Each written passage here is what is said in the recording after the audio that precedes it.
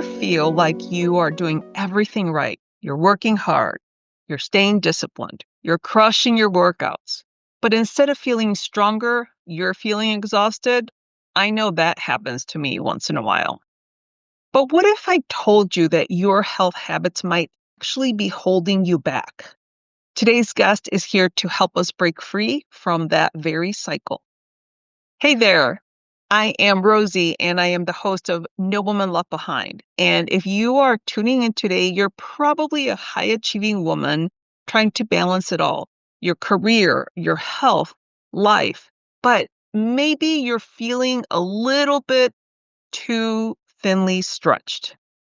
If that sounds familiar, then you are most definitely not alone. And today is a conversation that you need to hear. We are going to be diving into why high achieving women often push their bodies too hard without even realizing it. We're going to talk about the warning signs that your fitness and nutrition habits may be hurting you rather than helping you. And finally, we're going to be talking about how to break free from overtraining, underfueling, and the exhaustion while still performing at your best. By the end of this episode, you are going to have some real strategies to fuel your career and your body without running yourself into the ground. And today, my guest is Allison Yamamoto. She is the founder of Ally and an exercise and nutrition coach. And Allison helps active women stop overtraining and underfueling to regain their energy, health, and freedom around food and exercise. So stick around with us because this conversation will change how you think about performance, health, and success. So let's dive right in. All right, Allison, thank you so much for being here on the No Woman Left Behind podcast. How are you doing today? I'm doing great. Yeah, excited to have this conversation. Thanks for having me. Yeah, me too. We are going to be talking about high achievers in the corporate world sometimes can go overboard and push through some of the ailments that they're feeling. Sometimes some eating disorders come about, major stressors. And with you being a founder and an exercise and nutrition coach, and this is part of a series on wellness for women in the corporate world, what are some things that you know from your experience that are immediate things that come to mind as far as these high achiever women that are just almost giving up their health for their work world? So let's talk a little bit about that. Yeah, I love that question. So, one thing that I think we don't often tie together is how perfectionism can show up not only in the workplace, but then also how that can influence other areas of our life. So, as an example, how that shows up with how we're relating to exercise and how we're relating to food. And these can be such a huge spectrum in terms of how people identify and what kind of behaviors they're noticing. And I can speak for my own personal story, which is that I definitely identify as a high achiever and as a perfectionist. And throughout my career, I was extremely motivated to continue on the track to seek promotions, to seek career growth, and very proactive and also very ambitious. And I think that the thing that I never tied together was how that was also relating to how I was showing up in exercise and how I was showing up in with my nutrition and my food. And health was something I was always very interested in. It was something that I was passionate about. I learned a lot and cared a lot about exercise and my nutrition the entirety of my life, and especially during the corporate world period of my life as well. And it can be really hard when you're working a lot and working long hours and have high expectations for yourself in the workplace, and how we fit in exercise and nutrition into all of that can be a lot that is potentially contributing to how we're managing stress and to our burnout.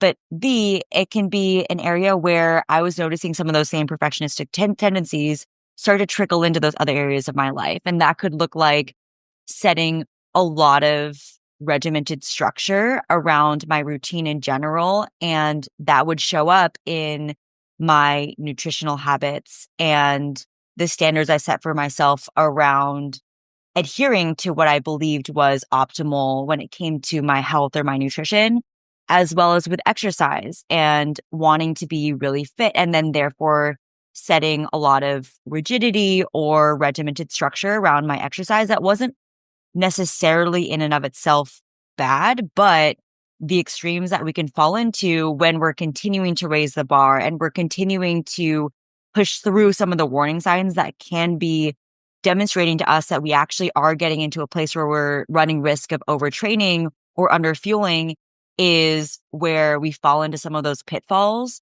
that we've actually moved from a place of trying to be really healthy and continuing to make choices that are in service of that goal and starting to enter a territory where it's actually contributing to our burnout. It's and potentially even risking some of the short and long-term health outcomes that ironically we are trying to potentially prevent by being so optimized and disciplined around our nutrition and our fitness in general.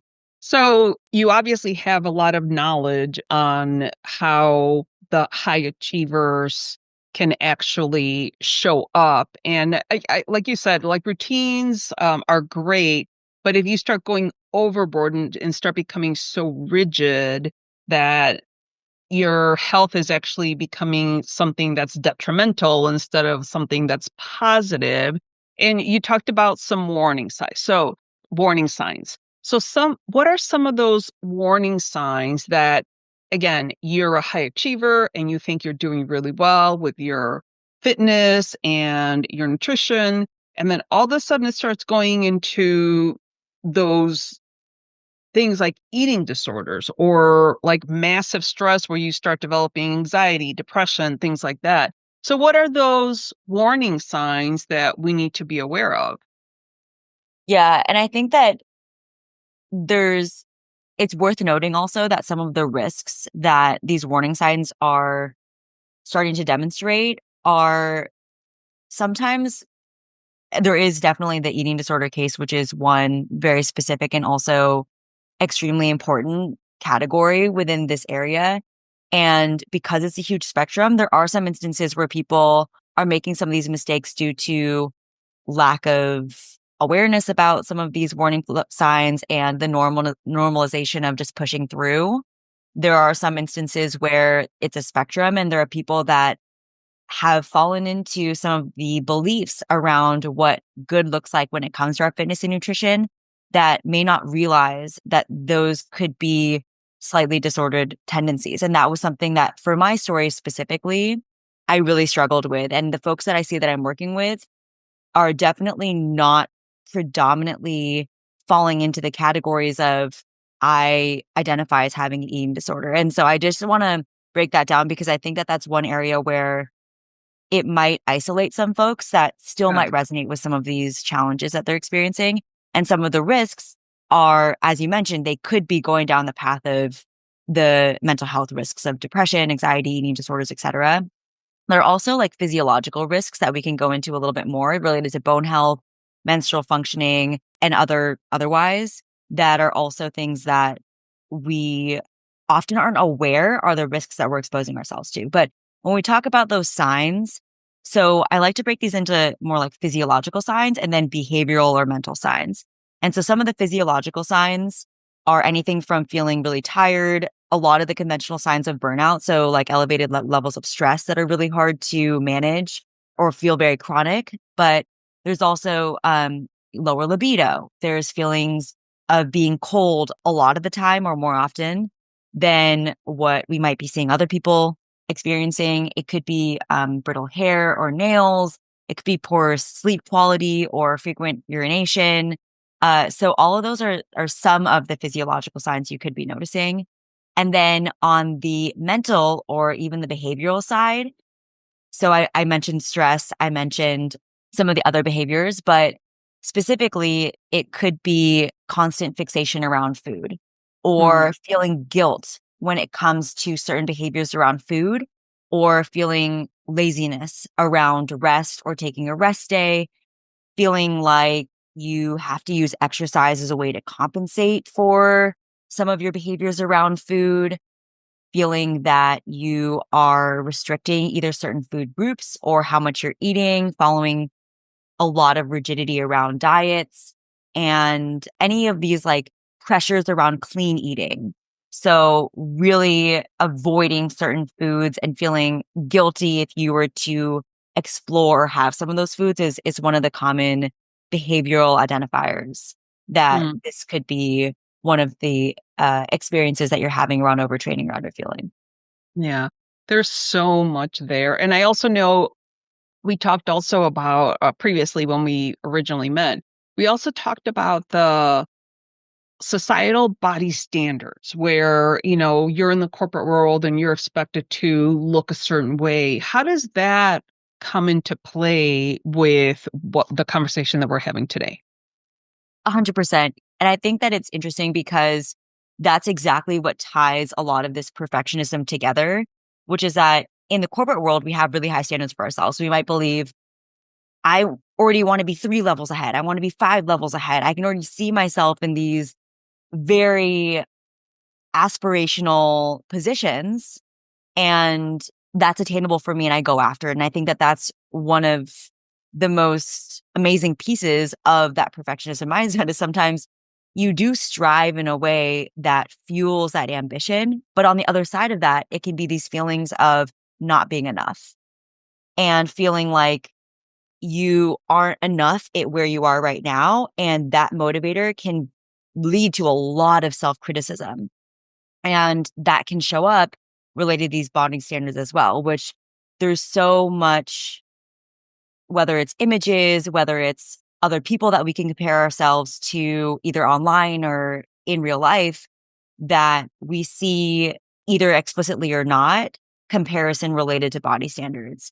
And that Mm, perfectionism can show up when we believe we will feel or achieve or experience XYZ if, and then it can go into some of these comparisons around our body as well.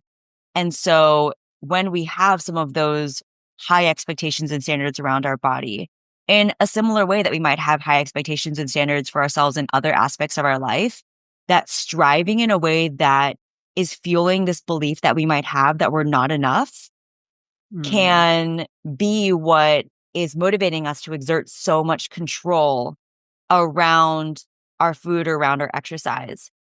And so that's one area that I think is a motivator that can sometimes lead to some of these behaviors. But I like to bring it back to the perfectionist side because even in some instances where folks don't necessarily identify and resonate specifically with those body standards, which is still very common, and especially as women, I think that this is something we often don't talk about enough when it comes to how we're relating in the corporate world or the pressures that we feel in general as a woman. But there are other motivators that the perfectionism side can be impacting when it comes to our food or when it comes to our exercise because of how much information exists right now and how much we can be influenced by really extremist or prescriptive recommendations or advice when it comes to our nutrition or when it comes to our exercise.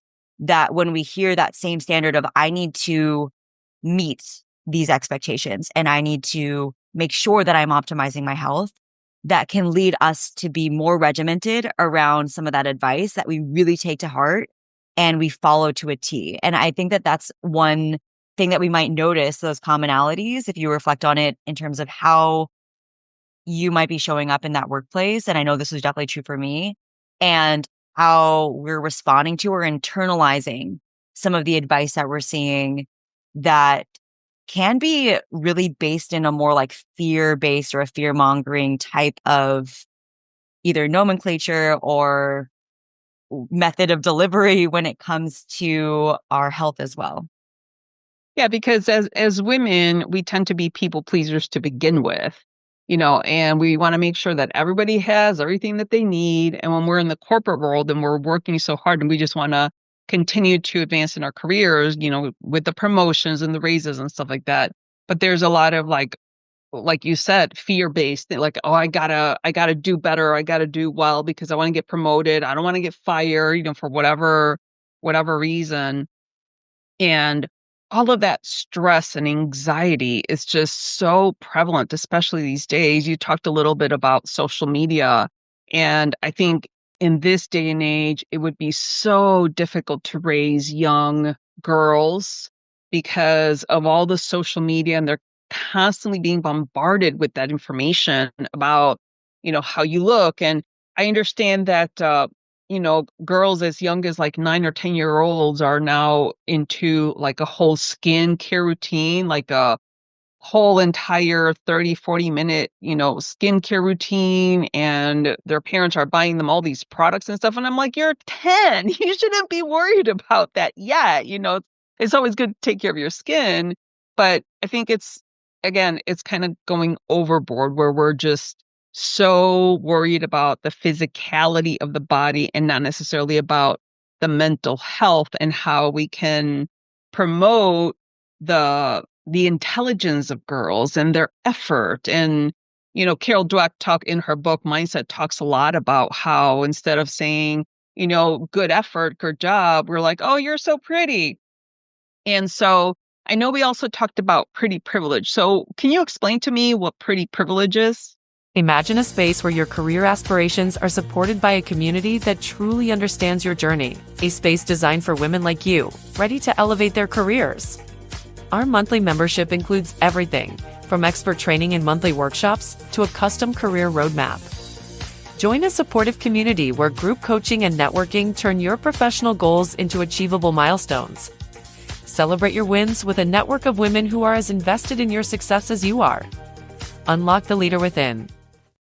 Yeah, and I did want to, there was so much that you said there that I wanted to respond to. So Sure. a couple things is one of the primary signs that I didn't mention that will likely particularly resonate with your audience is actually menstrual disturbances. So this is Mhm. either skipping a period or missing periods altogether. And that's one of the most obvious warning signs in women. And one of the things that you hit on perfectly, which is something that we really underestimate, is oftentimes when we think about health, we think about food and we think about exercise, and we're really underestimating the role and importance of stress as it relates to our health. And that's one of those things that is factored into the equation from our body's perspective when we're thinking about our menstrual health. And so oftentimes when we're in this state where we're really trying to optimize everything around food and exercise and exhibit so much control, then it could actually be contributing to our stress, which is another area where in a very interesting way that's not always super intuitive, that is actually could be impacting our menstrual health as well. And it could be impacting our overall health when we think about it really holistically. And especially for folks like myself who would identify as a perfectionist, we often tend to be more high stress, I would say, just on a basic day to day experience. And I know that for me, that's definitely true. And so when I was starting to reflect on some of my behaviors around food and exercise and how that was making me feel, and realizing that it felt like I did have to exhibit so much control and so much optimization around how those areas were fitting into my life, that in a way I could start to realize that that was something that was stress inducing. And I think that the whole narrative that you were mentioning around fear is really, really interesting because it's something where I think that for the high achievers, and especially for folks that are in your audience who are trying to seek that next level, that next promotion, which is something that I can very much relate to, Mhm. that there's sometimes this belief that we, through our sheer discipline, through our willpower, we will continue to work harder and harder and harder. And that is how we're going to achieve. And I think that that is something that when applied to our bodies as well, that exerting that much discipline constantly is motivated by this belief that, it's kind of contradictory to this belief of like trust and having a little bit more trust in how things are playing out, where you are right now, how your body can process some of these things. And if there isn't so much control being exerted. And so breaking down some of that aspect of control that's sort of counterbalancing to this idea of trust in some of these areas can be a really interesting area Yeah. to explore that I think that, is a little bit counter, but I thought that, you bringing up that component about fear is something that I see really often in clients that I'm working with, which is this notion of, how does that fear and that control, how does that actually relate to this other side of the coin, which is trust and belief and confidence in yourself and where you are right now. And that's something that we're seeing in the corporate area as well as, how they're relating to and potentially putting themselves in situations of overtraining and underfueling. But I just wanted to respond to that. I know your question was more so related to pretty privilege, and I can give maybe a high level on this. And then if there's maybe a specific area that you're interested in, we can dive in a little bit more there. But at a very high level, I think that this relates back to your questions around body standards and how the body standards are showing up in various areas of our lives. And I think that for women especially, there can be a pressure to believe that you want to look a certain way in order to achieve certain results that you want. And that could be anything from along the lines of I'll be happy when I feel like I look in a certain way to I'll achieve more confidence if I look a certain way, or attributing our successes or other areas either in the workplace or maybe in our personal lives to how we're looking. And I think that this then ties back to some of the body standards where, okay, well, if I am able to achieve some of these things, then is one, I guess what you can say is a core driver. And I see this a lot in the folks and the clients that I'm working with, and I resonate with this as well, which is this very close relationship between how they're valuing their confidence or how we're valuing our deserving of certain things back to our body, whether it's conscious or not conscious. Mhm. And some of those things can keep us really trapped in some of the routines that we have around food and exercise. And identifying what those drivers are that are keeping us trapped is something that I highly recommend as one of the first starting points in dismantling what is keeping us feeling really trapped in our routines. And perfectionists who are really, really structured can be more prone to getting into that cycle of being trapped. And that's actually something where I have a free resource if folks are interested in starting to understand what is that root cause for them when it Yeah. comes to their routine and keeping them really stuck in some of those habits that to them likely feel pretty safe, Yeah. whether it's serving them on the high level or not. And so I'm happy to provide that for your audience as a free thing if they're interested in starting to understand what that individually for you, what those drivers could be and what that could look like.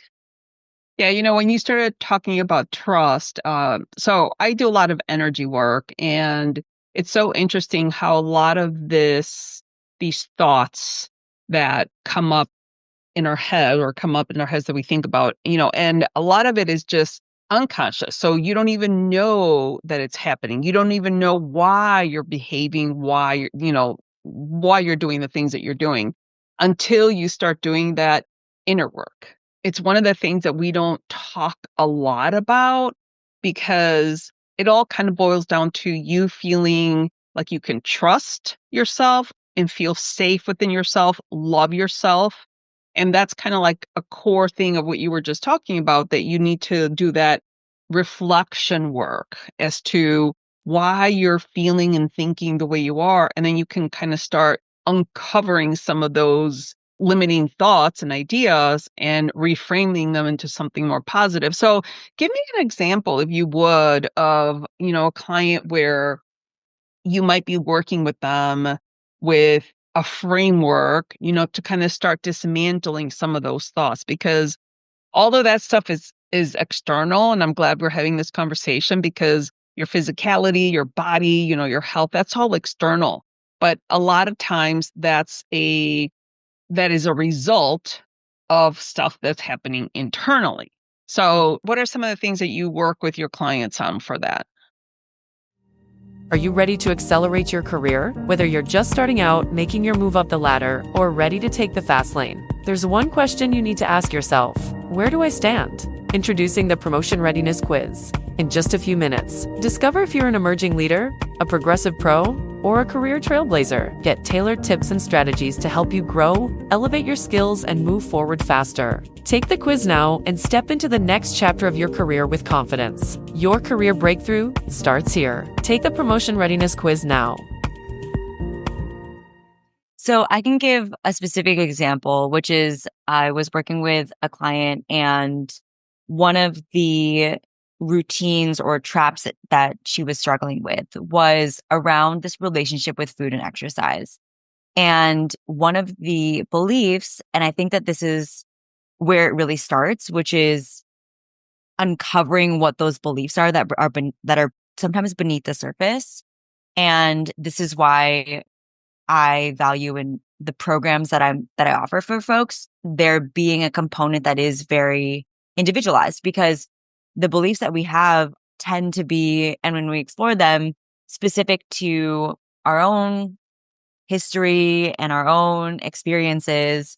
And so one of the beliefs that I was exploring with this specific person was around the relationship between food and exercise. The belief that in order to feel more permission around having certain foods or removing certain guilt, so like feeling a certain way, that really hinged on this very specific exercise regimen that she was working on.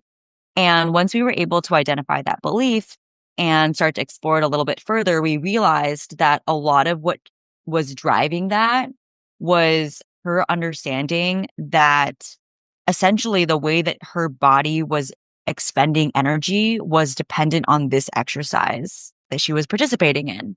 And I think that that is something that completely makes sense in the context of when we're going back to social media and the society that we live in, when there's a lot of narrative around having to earn your food or burn certain things, that relationship becomes easily tied together in our mind.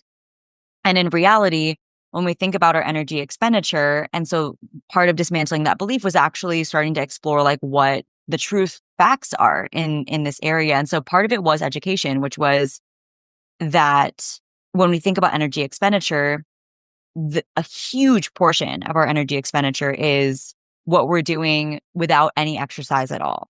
So we have a lot of bodily functions, we have processes, we have metabolism, we have temperature regulation. Like there's a lot of things that we're doing such that if we were to do nothing in the day, it actually requires a fair amount of energy.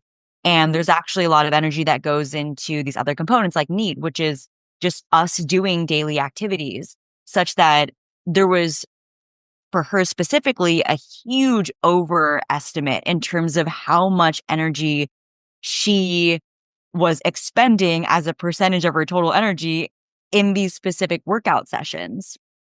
And so once we started to develop that understanding and dismantle that core belief that she had had before, then we were able to start to move into how we would start to replace that really core belief that she had around exercise. But I'm reducing this to like that very beginning portion of it, but there's a lot there in terms of how those emotional experiences then were showing up for her, because we're talking about emotions like guilt that you can't just overwrite, that you can't just rewrite overnight.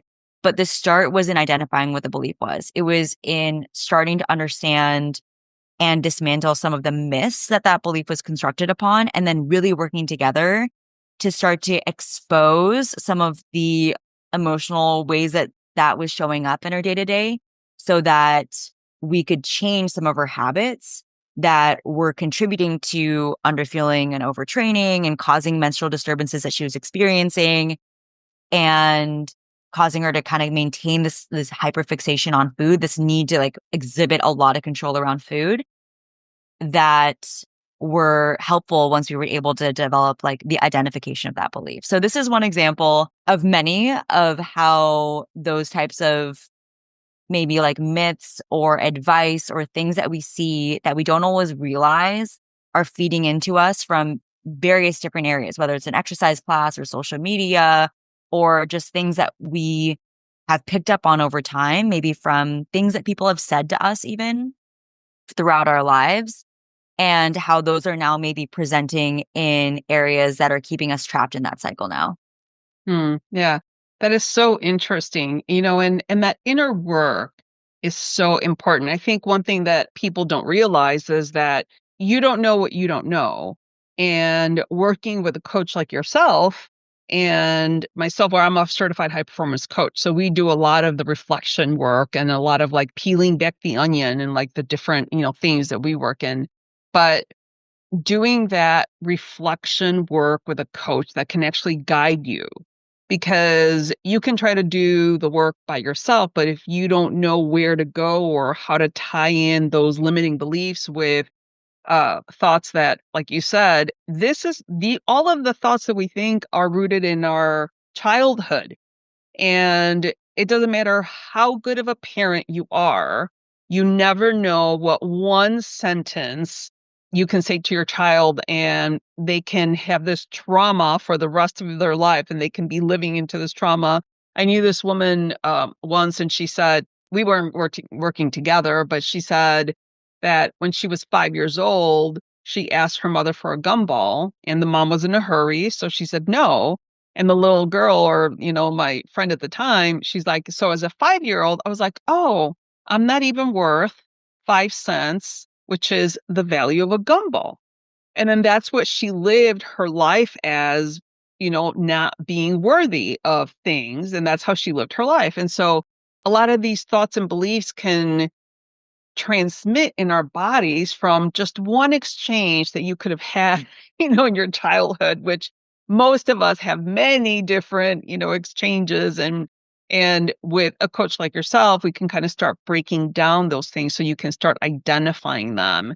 So what would be a process maybe that you bring your clients through to start I guess, dismantling those limiting beliefs? Yeah.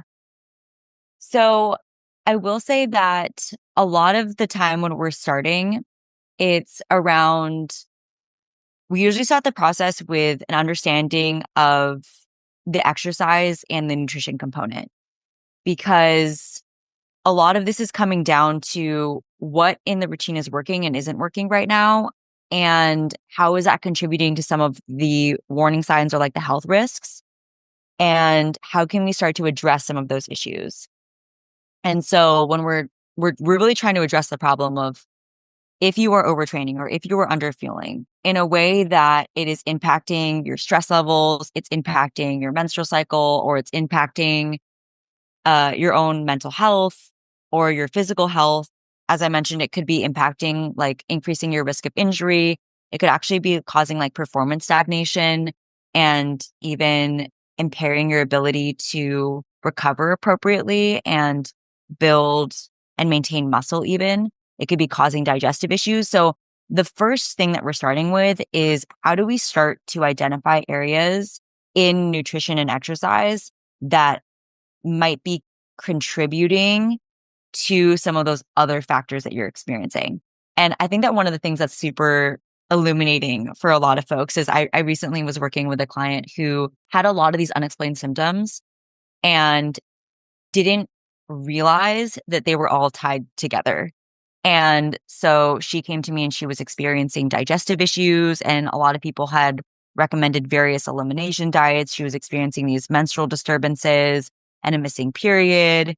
And she was also a fairly high achiever, but she was also experiencing like a lot of irritability and like mood swings. And she didn't realize that those were all really rooted in this very core root cause around her energy availability. And that, she is a high achiever. She was a runner, actually. She was running a lot, but it wasn't her main thing. She was mostly focused on her corporate career, her job. She was very much more identified in that area, but she also enjoyed running, and she was like trying to be fairly competitive about it, and was just generally trying to follow a lot of this like dietary advice. And so when we started working together, it was interesting because there was a lot of these unresolved things that luckily ended up being resolved during our time together, because it was all rooted in these same core issues that were just really ingrained in her routine around food and exercise. And so that's where we usually start, is identifying what's happening, what are those lifestyle factors that you're doing today, and what are some changes that we can start to make, or mistakes that we're seeing that we could maybe recorrect in order to start to see improvements in some of these other symptoms that we're seeing. And then through that and through some of those changes, we start to work through how do introducing some of those changes start to challenge any of those beliefs, if any, that might come up. And so, for example, if we're focusing on energy availability, which is one of the biggest mistakes that I see people making, then it might require them to make changes in some of their food routine, as an example. And in doing that, it starts to uncover, what are the things that feel really uncomfortable? Okay, why does that feel uncomfortable? And then that is how the process that we usually use to start to understand how some of those things come to the surface. And I think that one of the things that can be really hard is that, and one of the benefits that I love to see when I'm working with folks, is that we're addressing those things hand in hand. And so as we're working through some of these changes around nutrition or some of these changes around exercise, it's going alongside some of these changes that might be uncovered around body image. And I think that one of the biggest mistakes I see people make when they come to me is trying to address any of these things in isolation, and then it feeling really, really, really hard, or the changes just aren't sticking. And then they get stuck in this other place that's doesn't feel super comfortable. They constantly feel like they're out of their comfort zone. And especially for me, and I can speak for my journey maybe as a case study here, is that it wasn't until I started to address some of these things more holistically that these changes started to stick. And I actually experienced more freedom in my routine that had been keeping me so stuck and so burned out for so long. And I had just never realized that these things were interconnected, and that there were frameworks that existed for working through these things together. And so I kind of took the hard approach of trying to treat these things in isolation, and not realizing that for me, that was actually the way harder path. Yeah, it's so interesting. Again, you don't know what you don't know. And, working with a nutrition and exercise coach is so important. But I think to me, it all kind of boils down to that inner trust and safety, and trying to figure out where your mindset is and why you think the things that you're thinking. So speaking about your career, so I want to transition a little bit to kind of your story. So you were working in the corporate world. Again, you were a high achiever. So you started kind of connecting the dots with your nutrition and exercise and how that was affecting your life. So tell us a little bit about that. And then the second piece to that is, how did you end up leaving the corporate world and then becoming a founder and a nutrition and exercise coach? So let's talk about your story. Yes. Yeah. So let's see, I was in college. I guess I'll start in college. I was a NCAA cheerleader. I was double majoring. And so I had a lot of expectations for myself Hmm. going into the corporate world. I started my career working in tech, but always had a passion for health. And at the time, I was transitioning out of cheer and going into the running world. And so during that time, I got increasingly involved in running, to the point where I was really passionate about fitness and training. And so I actually was starting to train and get the right education and support to actually be able to help other people with their training during that time. But I also was really interested in health. So then I ended up switching over to the health tech space and growing my career to the point where I was doing essentially like executive level work in at various more like startup companies in the health tech space. And that's kind of where you can see the ambition and corporate hungry side of me come out. And at the time, I believed that that was my dream job. I really thought that my dream job was working as an executive at a health tech company. And that was actually something that has been a huge learning for me, which was that when I was in that role and when I was having that experience, it was different admitting to myself that that actually wasn't what I had wanted. So even though that was something I dreamed about and strived for so long and worked so hard to try to get to that point, it took a long time for me to admit to myself that it wasn't the right fit for me. Yeah. And I ended up during this time in parallel having my own struggles with nutrition and with exercise to the point where I was experiencing a lot of unexplained at the time symptoms, including menstrual disturbances, and going through a really long and confusing journey where I was in and out of the healthcare system and confused about whether or not I even had an issue. And through that and my own struggles in my recovery journey, that is also what had inspired me to help other people. And so then I also went back and got like a lot of nutritional training and expertise in this area around overtraining and underfueling. And I was just doing this as a side project. I had over time developed a team of clinicians that had been advising me and the programs that I was developing and how I was supporting other people. And through that, I was just doing that on the side as like a passion area. And then eventually I had just found so much rewarding experiences in helping other people that I decided to scale this out so that other people would never have to experience the really confusing and somewhat isolating experience that and journey that I had had in my recovery, to streamline that and help other people through their experiences. And so that's really what inspired me to take that jump and transition into the programs that I offer today and my focus areas, the company that I've developed. And yeah, I think that it was definitely not the path that I had expected to take when I originally entered the corporate world, but it also helps me understand, a lot of the folks that I work with, they are in the corporate world and they are having those experiences. And I have zero shade towards the corporate world. And I think that there was a huge amount that I learned from those experiences. And I still have a lot of really, really close colleagues that are thriving and loving the journey Mhm. that they're on in that space. And a lot of the people that I work with also are navigating those experiences, like kind of that side of their life as well. And Yeah. so I think that it does come with specific challenges when you're in the corporate world about how stress can come into it, how rest can come into that. And so it's something that I can very much empathize with and something that I see is very common for the folks that are coming and working with me and my team. Yeah, that's wonderful. Well, I mean, I love that you were able to finally eventually admit to yourself that that wasn't your actual dream job. That it's so funny. I think it happens to a lot of us because I became an executive in the corporate world.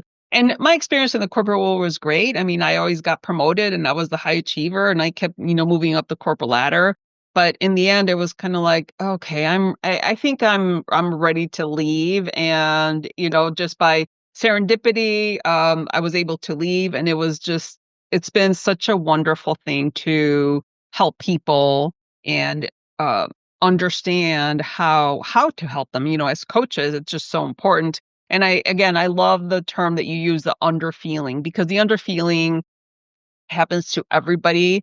And a lot of times it's because people just don't know where to go. And that's why coaching is just so important, because we can help people navigate what they're feeling, what they're thinking, and things like that. And I love that you were finally able to step in, away from the corporate world and into your passion, and that you discovered it, because so many people are still struggling to discover, their passions within the corporate world. So I absolutely love that you were able to leave and then start your own journey in the health and fitness, industry, specifically for corporate people. So I think that's amazing. Okay, so you obviously have given us a lot of really great information. So is there one actionable tip that you can leave the audience with from the conversation that we had today? Yes. So the one that I was thinking about this because you were mentioning this segment, and the one that really stuck out to me was that, and when we're talking about beliefs, I think the belief that we often need to challenge when we're perfectionists is the belief that rest is lazy.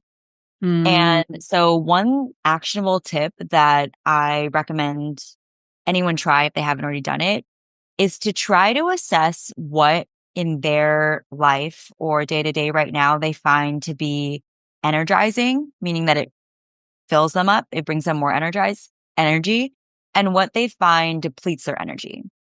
And if you find that the ways that you're managing stress are very repetitive, they're not very diversified, then I would encourage you to try to reflect on what other things, even if you don't know for sure, you might hypothesize would be energizing, and really challenge yourself to start to experiment with those things without judgment that any of those things would be construed as lazy.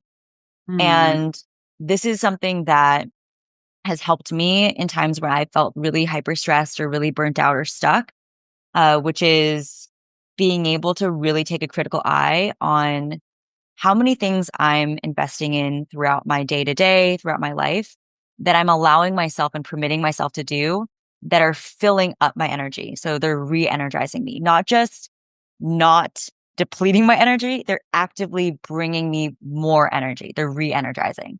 So that mm. would be my one actionable tip. Oh, I love that. Energy is so critically important for our day to day. And I love that you're basically giving yourself permission to rest because that's so important to be able to rest without that guilt. Because I think a lot of times, sometimes when you feel that guilt, that depletes your energy as well. Yeah, of course. Yeah, no, definitely. All right, wonderful. Well, Allison, thank you so much for this conversation. This has been wonderful. And I would encourage anybody who's listening is make sure that you are taking care of yourself, taking care of your health, your energy, your nutrition. And if you are trying to look for anybody that can help you, certainly Allison's information will be on the episode. And with that, Allison, thank you so much for your time. Thank you so much. I really enjoyed this conversation. That was such an informative and very important conversation that I just had with Allison. I'm going to break it down to the three biggest takeaways so that you can start making changes today. The very first one is that overtraining and underfueling aren't just things that athletes do. Many high achieving women unknowingly push their bodies too far, leading to burnout, those hormonal imbalances, and chronic fatigue. The second takeaway is that perfectionism is sneaky. The same discipline that makes you successful in your career can also make you overly rigid with food, exercise, and your rest, sometimes at the expense of your long-term health. Your body, and this is the final takeaway, your body is always speaking to you. Symptoms like extreme fatigue, mood swings, and missing periods are not random. They're signs that your body needs more support, not more discipline. Allison leaves us with one tip. She says, stop associating rest with laziness, which I think is phenomenal because sometimes when I do a rest day, I feel lazy because I didn't accomplish anything. But I am going to take my rest day without any guilt or without feeling lazy. Take a moment to reflect on what truly energizes you and make time for those things without guilt. Great tip from Allison. All of Allison's contact information will be on the episode website, so you can connect with her, and all of the resources will be right on the blog. If today's episode hit home for you, don't forget to take the promotion readiness quiz to see how close you are to landing that next big career move or promotion. And if you're looking for a space to grow alongside other ambitious women, check out the Unlock the Leader Within membership. It is designed to help you advance with confidence. The links to the quiz, the membership, and again, Allison's resources will be right on the episode website, so be sure to check that out. This episode was all about giving you permission to balance ambition with well-being. You can excel in your career and take care of your body. It's not an either or. And I also want to recognize my podcast, No Woman Left Behind. It was mentioned by FeedSpot as being one of the top 40 best self-improvement podcasts for women. So thank you, FeedSpot, and thank you to all of the listeners for tuning in and for your support. I would greatly appreciate it if you could subscribe and share this podcast with your network, and you will get a download every single Friday. Remember to be brave, be bold, and take action.